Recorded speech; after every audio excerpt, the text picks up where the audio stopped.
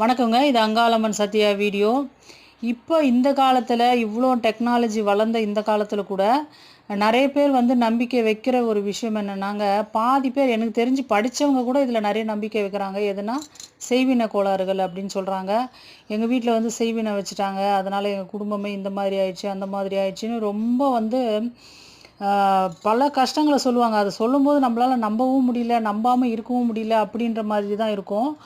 அப்போ என்ன பண்ணணும்னா, நம்ம ஒரு பூஜாரிகளை நாடி போயோ இல்லை ரொம்ப லட்சக்கணக்கில் செலவு பண்ணியோ அப்படிலாம் பண்ணணுன்ற அவசியம் இல்லைங்க. நீங்கள் ஒரே ஒரு அதாவது நான் சொல்கிற பரிகாரம் என்னென்னா, நீங்கள் ரொம்ப அதிக லட்சங்கள்லேயோ ஆயிரங்கள்லையோ அப்படி செலவு பண்ணணுன்ற அவசியமே இல்லைங்க.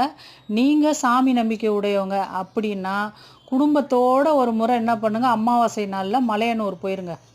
மலையனூரில் போயிட்டு நீங்கள் அம்மாவை பார்க்க முடியலன்னா கூட பரவாயில்லைங்க, கருவறையை பார்க்க முடியலைங்க என்னால், பயங்கர கூட்டங்க அப்படின்னா கூட அந்த மலையனூர் எல்லையை, அந்த அம்மா இருக்கிற எல்லையை நீங்கள் மண்ணை மிதிச்சிருங்க.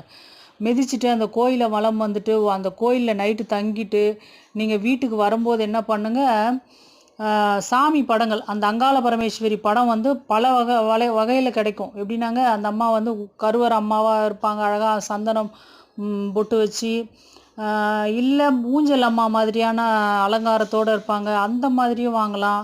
இல்லை மயான காளி, பெரியாயி, அந்த மாதிரி எந்த மாதிரி ரூபங்களில் கிடைச்சா கூட நீங்கள் வாங்கிட்டு வாங்க. வாங்கிட்டு வந்து என்ன பண்ணுங்கள் தெரியுங்களா, வாசப்படிக்கு நேராக மயான காளி இல்லை பெரியாயி அந்த மாதிரி படங்கள் கிடச்சிதுன்னா நீங்கள் வாசப்படியில் கட்டிடுங்க, வாசப்படி நேராக வச்சுருங்க. இல்லை வாசப்படியை பார்த்தா மாதிரி சோத்தில் வந்து அம்மா வந்து ஊஞ்சல் அம்மா அந்த மாதிரி இந்த ஃபோட்டோங்களை மாட்டி மாதிரியான ஃபோட்டோக்களை மாட்டிடுங்க. சாமி ரூமில் வந்துங்க அந்த கருவறை அம்மா இருக்காங்க பார்த்தீங்களா, அது ரொம்ப நல்லா சந்தன போட்டுலாம் வச்சு அழகாக ஒரு அலங்காரத்தோடு இருப்பாங்க. அந்த ஃபோட்டோவோ பெரிய ஃபோட்டோவோ வாங்கிட்டு வந்து நீங்கள் கருவறை அம்மாவை பூஜை ரூமில் வச்சுருங்க. வச்சுட்டு நீங்கள் படத்தை வாங்கிட்டு வந்துட்டுறாங்க, அதனால் எங்களுக்கு செய்வினெல்லாம் போயிடும் அப்படின்னு நினைக்கக்கூடாது. நீங்கள் என்ன பண்ணணும்னா, அந்த படத்தை வந்து உயிர்ப்போட வச்சுருக்கணுங்க. அப்போ என்ன பண்ணணும், வெள்ளிக்கிழமை இல்லை டெய்லியுமே ஒரு வத்தி அந்த அம்மாவுக்கு ஏற்றுறது, நம்மளுக்கு கிடைச்ச